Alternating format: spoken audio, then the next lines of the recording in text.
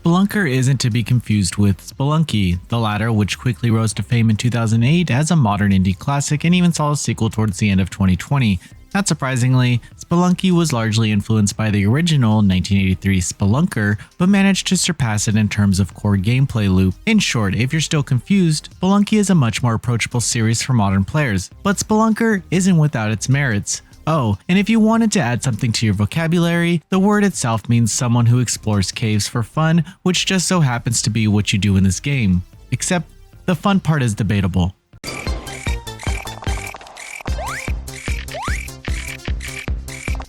Spelunker HD Deluxe is largely based on the PlayStation 3 release from almost a decade ago, but this time around it's all prepped up for modern consoles. The new release isn't a huge change as an experience, but it adds new modes and makes some minor improvements in graphics and presentation. If anything, the point of this so-called Deluxe Edition is simply to make the game available on newer platforms. It's worth noting that most of the new modes and features, and even the key artwork, place a strong emphasis on online multiplayer. Sadly, even a few days removed from launch, the servers are a complete ghost town. Still, there are some offline mode options. This is if you can even find enough people, let alone those who would actually be interested in playing Spelunker. As it stands, you'll be playing Spelunker HD Deluxe as a solo experience, but at least there are online rankings and even detailed statistics tracking to keep things interesting. As a game, Spelunker HD Deluxe plays like a PS3 release, which is mainly based on the 1985 arcade version. In short, not a lot has changed, and this works both against and in its favor. Even back in the 80s, Spelunker wasn't actually a must-have hit, and it's worth appreciating how every game from this golden age doesn't actually qualify as a timeless classic.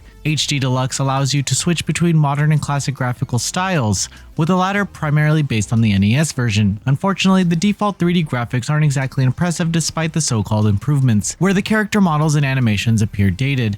In addition, the graphics don't quite lend themselves to the gameplay and level design, where certain textures are so confusing that it takes a few moments to get used to things. If anything, the retro graphics are probably more practical given how clean and straightforward the presentation is, although you can't really measure the radius of bomb explosions in this mode. Inconsistent hit detection and awkward mechanics are probably what makes Spelunker such an unpleasant experience, both by modern and even classical gaming standards. It's easy to mess up a jump even when you swear you got it right, and it takes a while to figure out just how hit detection even works. Basically, you want to minimize your jump distance as much as humanly possible. The core movement is fast, but it feels awkward to control. The main abilities include some weird air gun that completely halts movement, along with flares and bombs. While most retro games tend to be self-explanatory, it's definitely worth reading up on how Spelunker works, since it's not quite clear. Still, the game is just such a cumbersome experience no matter how much you get used to the wonky mechanics. The core level design and objective involves traveling deeper and deeper into a large interconnected cave, and it's a pretty cool concept. But the awkward play mechanics don't fit in well with the design, especially when things become needlessly frustrating. There are a few keys to collect, various hazards and traps to avoid, which even include bat droppings of all things, and every now and then you'll be chased by a ghost. You'll need to watch and manage your air levels as you ascend through the cave. The progression is interesting, but more often than not, you'll commit blunders without even intending to, especially due to the weird hit detection of the jumping system. Despite the numerous flaws, Spelunker HD still has that retro gaming pull of wanting to try one more time.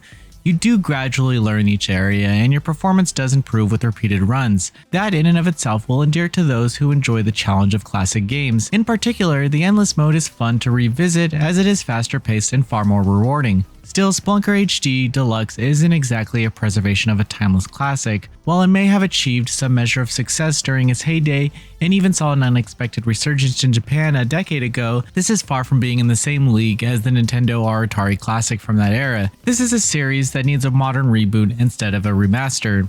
Spelunker HD Deluxe doesn't quite live up to its namesake given how it's largely based on a release from over a decade ago where the core game itself lacks the charm of the series by design. The awkward mechanics haven't aged well, but the premise of the level design and progression can be interesting and even rewarding at times. Unfortunately, the experience as a whole feels needlessly frustrating and dated, especially when you're fighting against the controls for the most part. Noisy Pixel is giving Spelunker HD Deluxe a 5 out of 10. Thank you for watching. Please read the full review at noisypixel.net. Noisy Pixel is run by a group of gamers who work hard to deliver news, reviews, previews, and more. Please subscribe to keep up with all our future content.